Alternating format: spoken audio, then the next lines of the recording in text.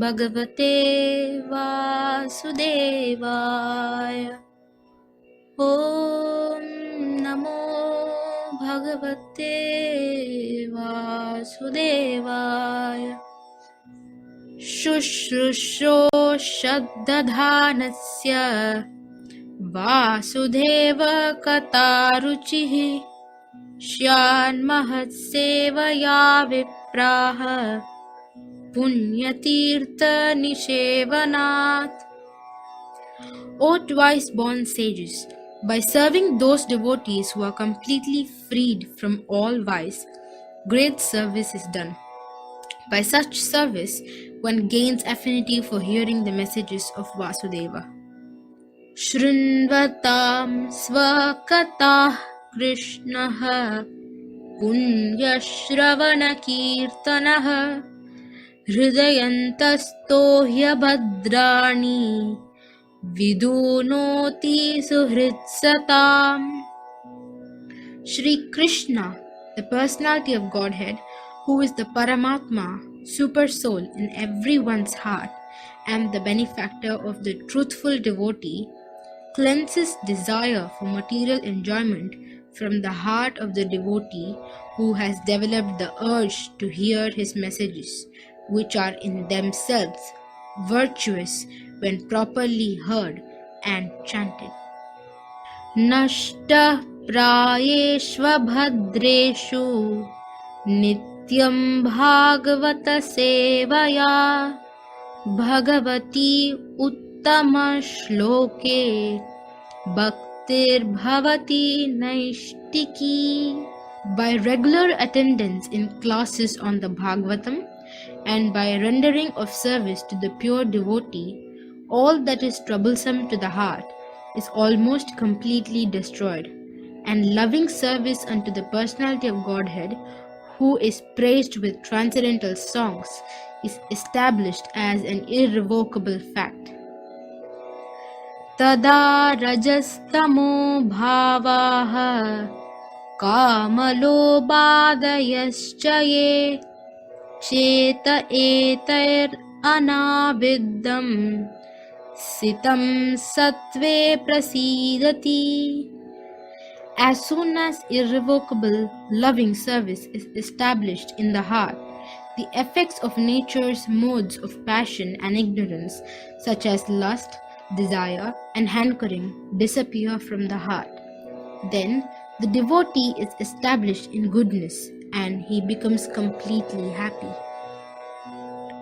Evam prasanna manaso bhagavad bhakti yogataha bhagavad tattva vijnanam mukta sanghasya jayate.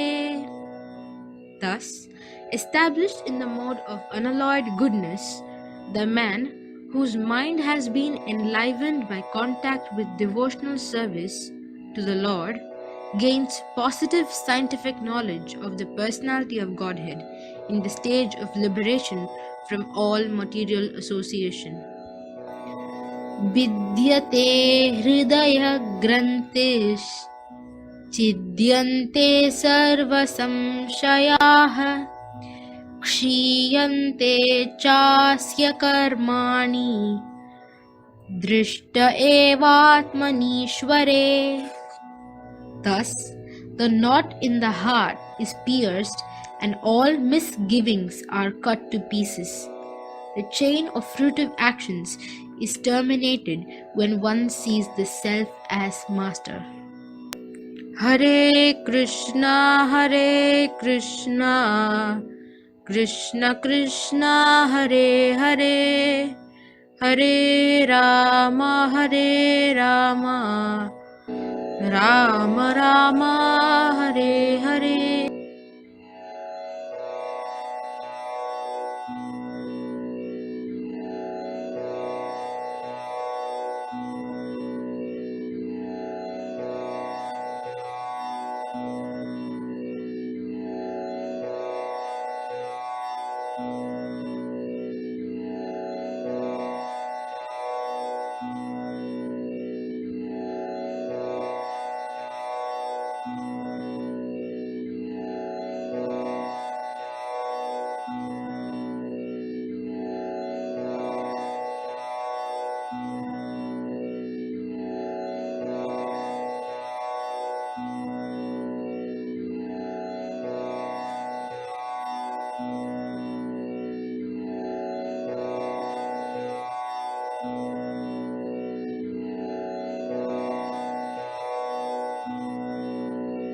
Hare Krishna, Krishna Hare Hare, Hare Rama, Hare Rama, Rama Rama, Hare Hare.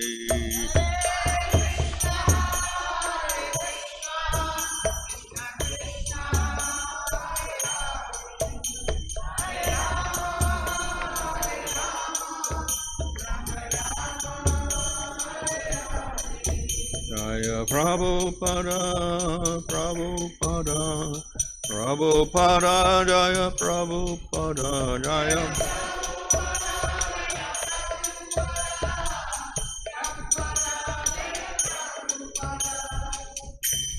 Vishma Bharama, Rajakacharya, Sada Siswade, Bhaktivedanta Sansar Prabhupada ki Jai, Namacharya Haridas Thakur ki Jai, Prem Sagaho, Sri Krishna Chaitanya, Prabhu Nityananda, Sri Advaita Gadadhar, Shri Gaur Bhaktivinoda ki Jai, Sri Radha Krishna Gova Govida Shama Kunda Radha Kunda Giri Govardhan ki Jai, Sri Vrindavan Dham ki Jai, Navadvip Dham ki Jai, Ganga Jamuna Tulsi, Bhakti Devi ki Jai, Ananta Koti, Vaishnava Vrinda ki Jai, Samaveta, Bhaktivinoda ki Jai, Go Premanandi.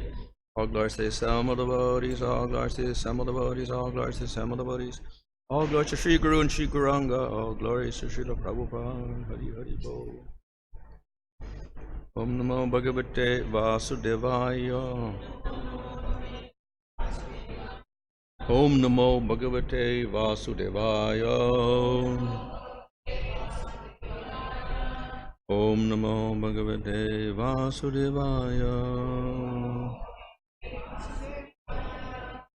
Namo Om Vishnupadaya Krishna Prasthaya Bhutale Srimate Bhaktivedanta Swami Niti Namane Namaste Saraswata Deve Gauravani Pracharane Nirvishesha Shunyavadi Paschatya Tarane Sri Krishna Chaitanya Prabhu Nityananda Sri Advaita Gadadhar Srivasadi Gaur Bhaktivinoda Hare Krishna Krishna Krishna Hare Hare Hare Rama Rama Rama Hare Hare. Reading from Srimad Bhagavatam Canto 10, Chapter 90, verse 49. Itam parasya nija vartma rirakshayata liyatano sadanu rupa vidambanani karmani karma kashanani yaduttamasya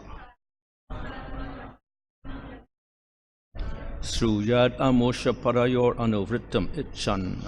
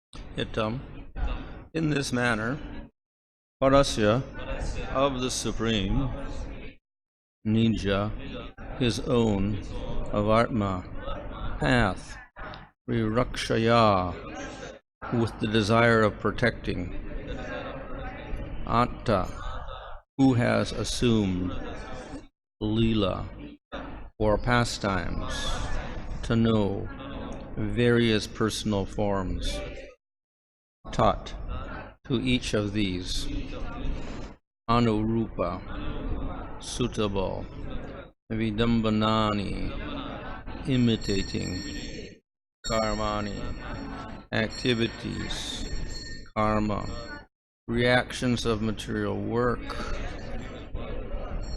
kashanani, which destroy, yadu uttamasya, of the best of the yadus, sruyat, one should hear, amusya, his, padayo, of the feet, anuvritim, privilege of following, ichan, desiring. Translation: to protect the principles of devotional service to him, Lord Krishna, the best of the yadus, except the pastime forms that have been glorified here in the Srimad Bhagavatam. One who desires to faithfully serve his lotus feet should hear of the activities he performs in each of these incarnations, activities that suitably imitate those of the forms he assumes. Hearing narrations of these pastimes destroys the reactions to fruitive work. By regular hearing, chanting, and meditating on the beautiful topics of Lord Mukunda with ever-increasing sincerity, a mortal being will attain the divine kingdom of the Lord, where the inviolable power of death holds no sway.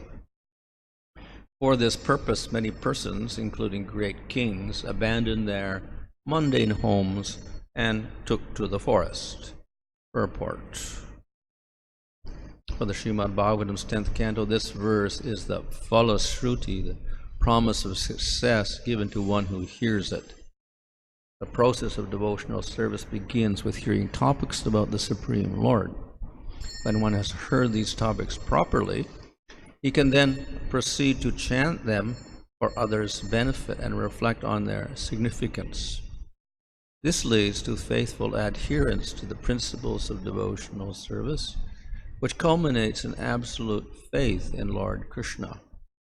Such perfect faith gives one the right to enter the Lord's intimate service and, in due course of time, return to one's eternal spiritual life in one of the Lord's personal domains. Humbling offer his comments on the 10th canto of the Lotus Feet as worshipable Lord Srila Vishnu Chakravarti prays, Madgavir api gopala svikuryat kripaya di yadaiva sam paya pitva krishayus tat priya jana. If Lord Gopal mercifully accepts the cows of my words, then his dear devotees may enjoy the pleasure of drinking their milk, the nectar produced by hearing them. Thus end the purports of the humble servants of His Divine Grace A.C. Bhaktivedanta Swami Prabhupada to the 10th canto, 90th chapter of Srimad Bhagavatam, entitled Summary of Lord Krishna's Glories. 10th canto Srimad Bhagavatam was completed on December 27, 1988, anniversary of the Bhaktisiddhanta Saraswati Thakur's disappearance. End of 10th canto. Translation: to protect the principles of devotional service to himself, Lord Krishna, the best of the yadus, accepts the pastime forms that have been glorified here in the Srimad Bhagavatam. One who desires to faithfully serve his lotus feet should hear of the activities he performs in each of these incarnations, activities that suitably imitate those of the forms he assumes. Hearing narrations of these pastimes destroys the reactions to fruitive work.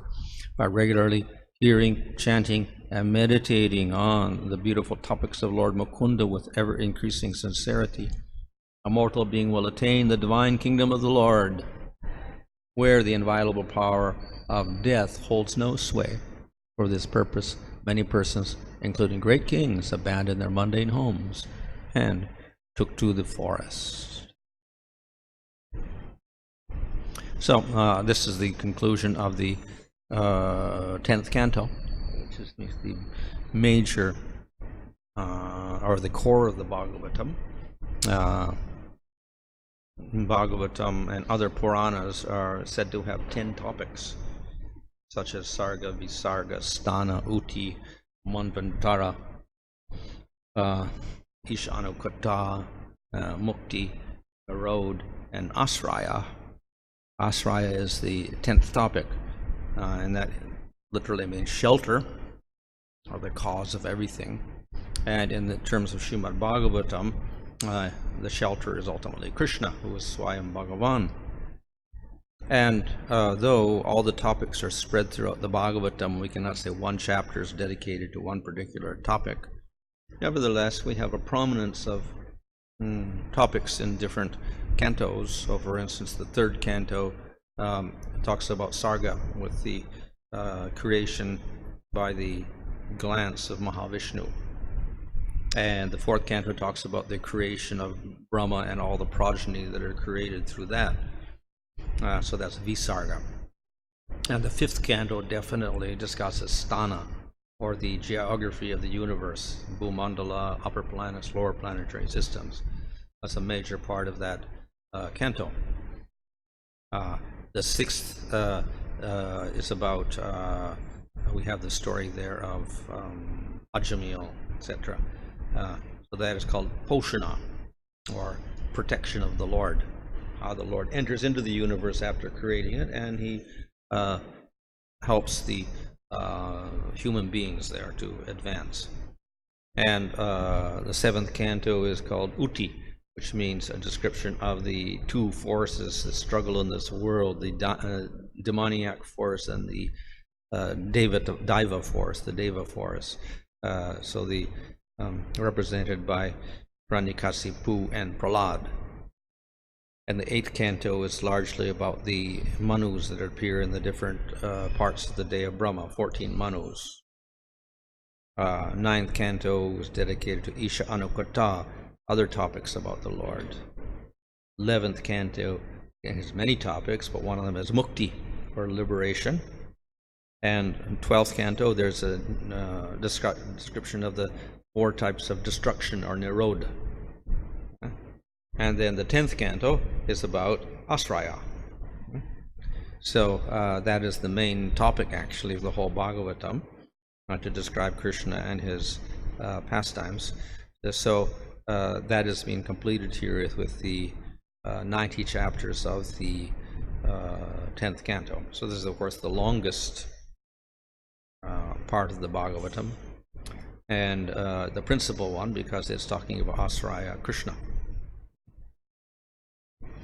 Nevertheless, we do not separate the other cantos from the 10th canto and say, well, only hear the 10th canto. We accept all of the cantos as valid. They were spoken from the 2nd canto onwards until the middle of the 12th canto. It's all spoken by Sukadeva also, written by Vedavyasa and spoken by Sukadeva. So, and we also accept the 1st canto and the 12th canto, even if they're not spoken by Sukadeva Goswami.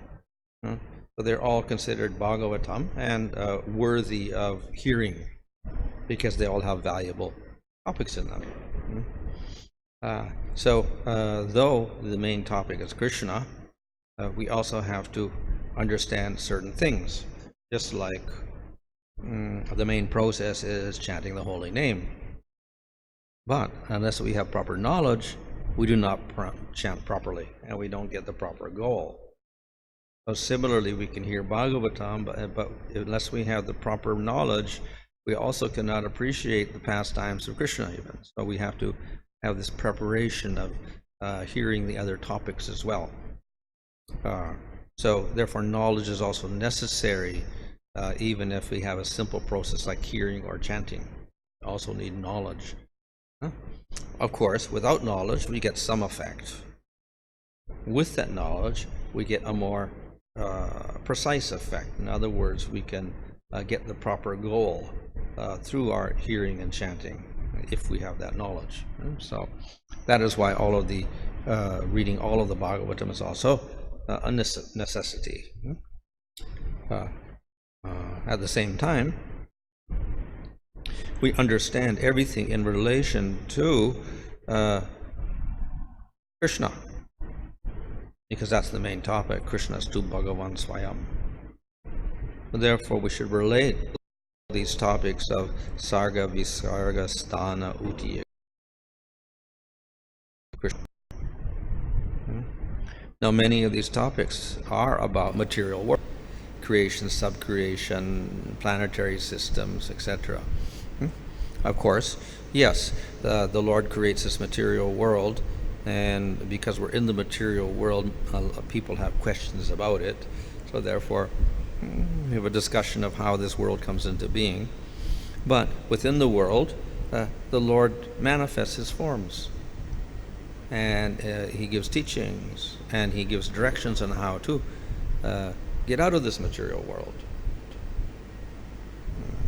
So therefore we have topics related to the creation of the material world and how the Lord helps the jivas within the material world so they can get out of the material world.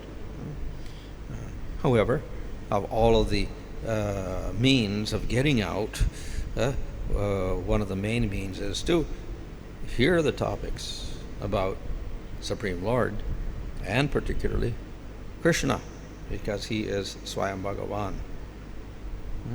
So hearing the topics of Krishna is a major method of getting out of this material world. Of course, we can hear all the topics, and it's all we can say related to Krishna. But again, particularly if we hear the pastimes of Krishna when he manifested himself in this world, we develop an attraction for Krishna, because through these pastimes we get a revelation of the form and the qualities of Krishna, and this makes Krishna all the more attractive to us. So by hearing those pastimes, we can appreciate Krishna more. Therefore, the hearing the pastimes of the Lord is always glorified. So we see in this particular verse, there is a glorification of the activities of Krishna, and one should try to hear these activities with proper attitude, and then we get great benefit from them. The last verse talks about the benefits of hearing. Often, at the conclusion of an episode or a chapter, we'll find the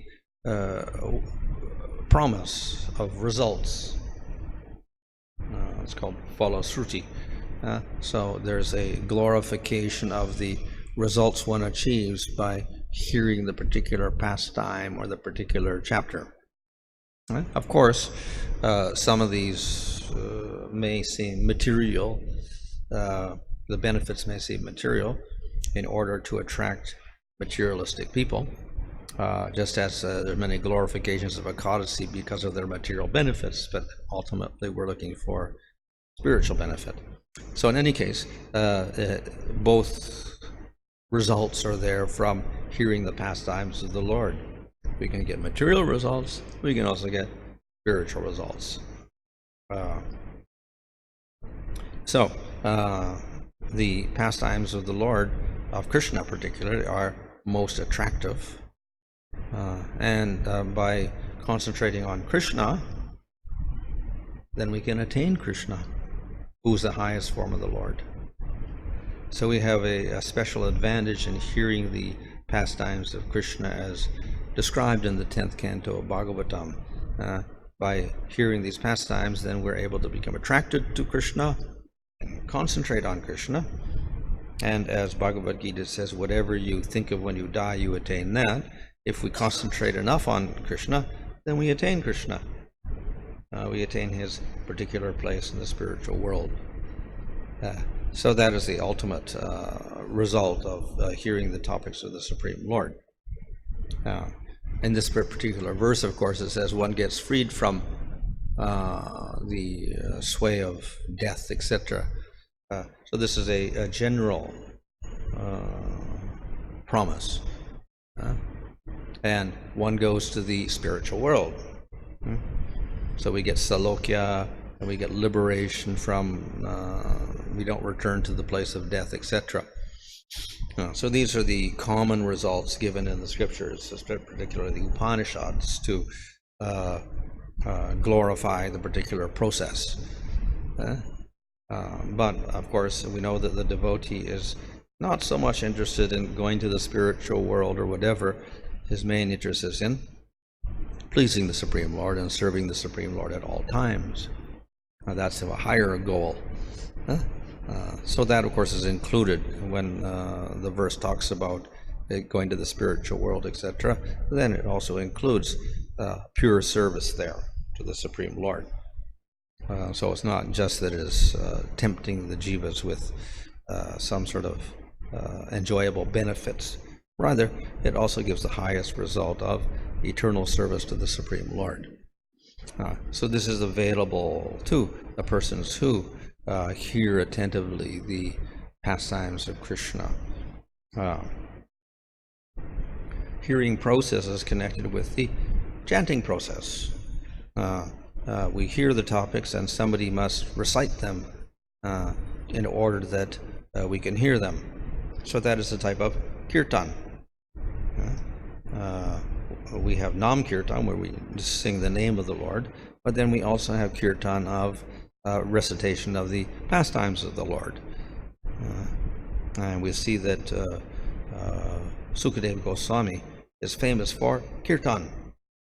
What did he do? He recited the Bhagavatam. That was his Kirtan.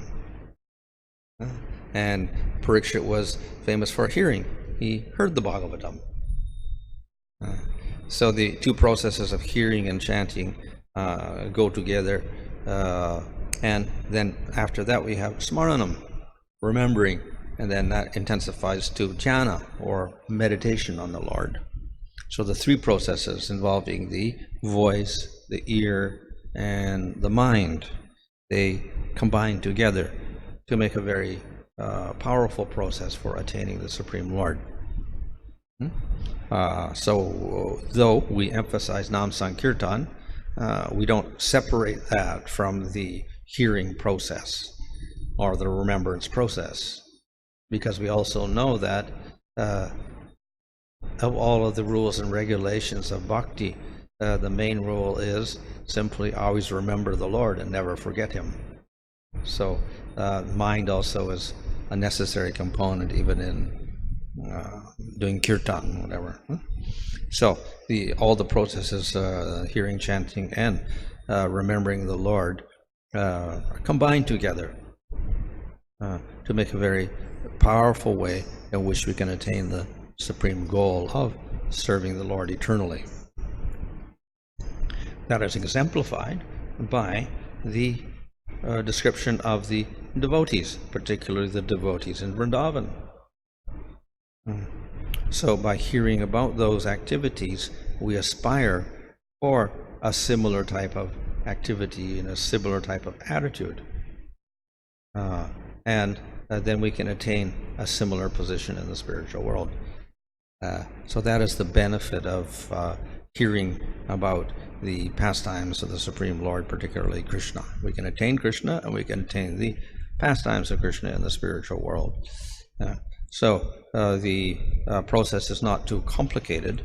It's actually a very simple process, and it can be performed under any condition. One doesn't have to be completely renounced. We find in Lord Chaitanya's pastimes, most of his devotees were grihastas. They were married. So it doesn't require complete you could say renunciation in order to attain the goal. So therefore, it's a flexible process. All people can take part in it. And though it is flexible, we can also attain the highest goal.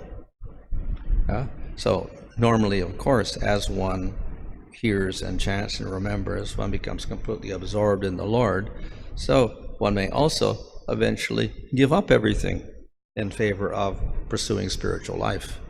And therefore, at the end of this verse, it talks about how they gave up their houses and went to the forest. Ultimately, That's not an initial qualification, but it is a natural result of absorption in spiritual life. One becomes very detached from everything in the material world. So, therefore, the process leads to complete attachment to the Lord and complete detachment from everything else. And that is one's qualification for entering into the spiritual world. So the Bhagavatam is a work which should be heard and discussed among the devotees. And then we get the proper result of that promise. The relationship with the material world, etc. And in this way we get sambandha gyan, or knowledge of the relationship between the Lord and the jiva and the Supreme Lord, which is necessary. So the 10th canto also is complete in that way, that it gives us sambandha, the preliminary knowledge. It gives us the process of bhakti, and it also gives us the goal, prayojana. So all three aspects of scripture are represented even in just the 10th canto by itself. But this is expanded over the other volumes. So from the 1st canto all the way up to the 9th canto, and then 11th and 12th, we get an expansion of whatever is mentioned in the 10th canto. We get an expansion of particularly the sambandha gyan aspect there. And therefore we should read all of the Bhagavatam, not just the 10th canto. But as Sukadeva Goswami, Narada Muni, instructed to Veda Vyas that he should mainly glorify Krishna, that order is followed by having the 10th canto of the Bhagavatam, where we have all of the pastimes of Krishna elaborately discussed, more elaborately than in other Puranas or other works. So this is a great contribution to the glorification of Krishna because of the detailed descriptions of Krishna's pastimes. It's mentioned that they left the mundane homes, the kings went to the forest. Yeah. Did they go to hear Bhagavatam or just went to take Banaprastha? Well, for the in the normal varnashram system, they go and do austerities. That was Varnaprasthas do austerities mainly. If they become more qualified, then they take sannyas, and then their main activity is meditation on the Supreme Lord. However, for the Vaishnavas, this process becomes modified. So whether one is grihastha or is vanaprastha or sannyasi, most renounced, in any case, the concentration is always on the Supreme Lord. So therefore the vanaprastha is not just doing austerities, he's also absorbing himself in worship of Supreme Lord. And then when he becomes more detached, then he takes sannyas. So, but these are not initial qualifications. They're, we could say, results of the process of bhakti. One becomes more and more detached from everything in the world. So they are, in one sense, external signs. The main element that is most important, more important than the detachment, is the attachment to the Lord. So the more attachment we have to the Lord, the less attachment we have to everything in the material world. So that's a byproduct. Renunciation is a byproduct of attachment to Krishna or bhakti. So the more one becomes advanced, the more one becomes detached. And therefore the many kings, they became advanced, then they gave up their kingdom and they went to the forest, etc. Can we make suppose somebody's advanced in the family, instead of giving association to the family members, it just come out, how the family members will get knowledge? Yeah, so usually we find that those who do renounce, or even it mentions here about the great kings going to the forest, they do so after they fulfill all their duties with kingdom, family, etc. They don't irresponsibly renounce. So that is the general system, that before renouncing, that one makes sure that everything is taken care of. So if one is taking vanaprastha, then one has to make sure that the children are taken care of. If one takes sannyas, one has to make sure the wife is taken care of. So there is some responsibility involved before one renounces completely. So if one doesn't follow that process, then generally one has more problems, because then later on one can get problems from the various people, the children or the wife or whatever. So therefore, it's better to settle all the issues before renouncing. Some exception like Lord Buddha, he just left home leaving his 2-year-old son and wife middle of the night. So yeah, he was not following the regular process of varnashram system. We see the varnashram system as a rather gradual process in most cases. One is a grihastha, and then after the children are grown up and the children have grandchildren, then one renounces. So there's no sudden departure in that way. And then one takes a semi-renunciation as varnaprastha, then one takes complete renunciation later on. Those are more gradual process. So that's a normal system.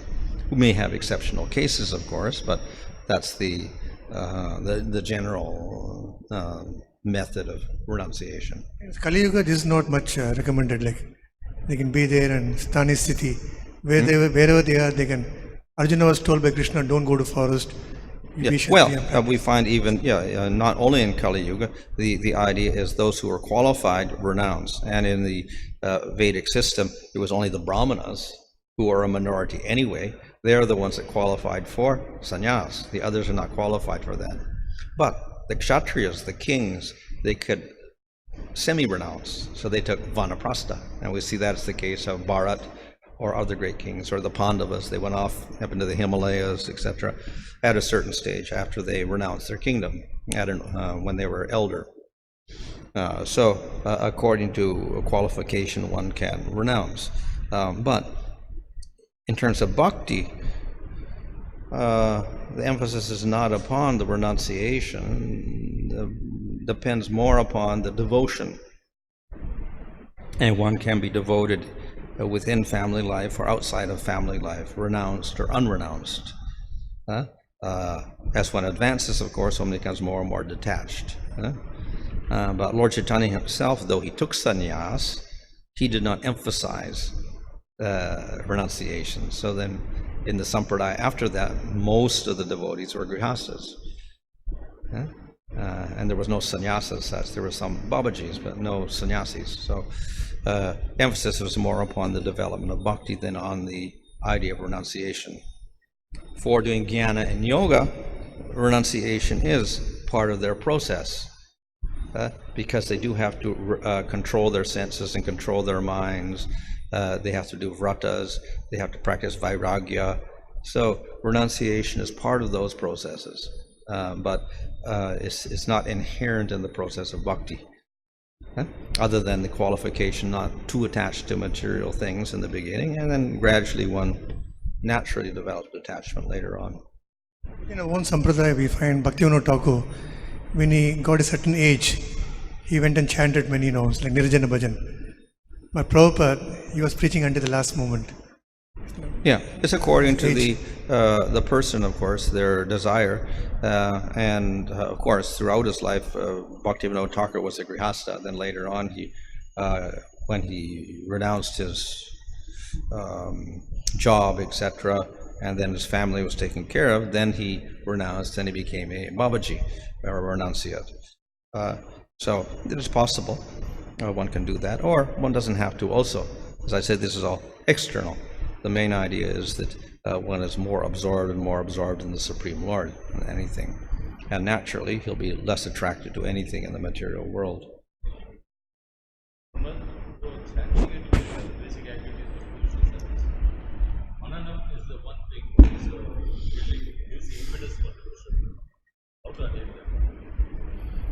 Well, these things go together, as I said, the meditation or the smaranam along with the chanting and hearing go together at the same time. We put the emphasis upon kirtan or chanting process, because for most people, simply to meditate is very difficult. They don't have a controlled mind, so it's more difficult for them to do. So the process of kirtan is easier for them. And of course, even in the spiritual world, of course, everybody's always remembering the Lord. Everybody's also chanting the glories of the Lord. So the process of kirtan, or glorifying the Lord, is never given up. But it's closely connected with remembering the Lord. So through kirtan, we remember the Lord more. And by remembering the Lord, then we do more kirtan. So the two processes are related. But in the very beginning, it's difficult simply to remember the Lord. So therefore, the emphasis is put upon the kirtan process. But they're ultimately inseparable. The two go together. Different leelas exhibited by the Lord. Does any of the leelas connected with the gunas exhibited by the leelas? Any particular leela is connected with particular guna, like? Oh well, it's through activities that we get a manifestation or a revelation of the qualities of Krishna. If he didn't do anything, we would never know what his qualities were. But when he does activities in relation to his devotees, then we begin to understand and appreciate his qualities. So we can appreciate his mercy, we can appreciate his intelligence, we can appreciate his boldness, or we can appreciate his valor, etc. So through different activities, we can understand and appreciate the qualities of Krishna. So the qualities and the activities are, we can say, go together, more or less. We can just have a list of qualities of the Lord, as we have 64 qualities of Krishna mentioned in Nectar Devotion. But then these become more significant when we see them revealed through certain pastimes. Then we appreciate them. 64 qualities. Well, I don't see it anywhere listed like that, but when we have the 64 qualities listed in Nectar Devotion, therefore we have verses quoted for each one, and usually if you take those verses, then they'll be in some particular pastime of the Lord.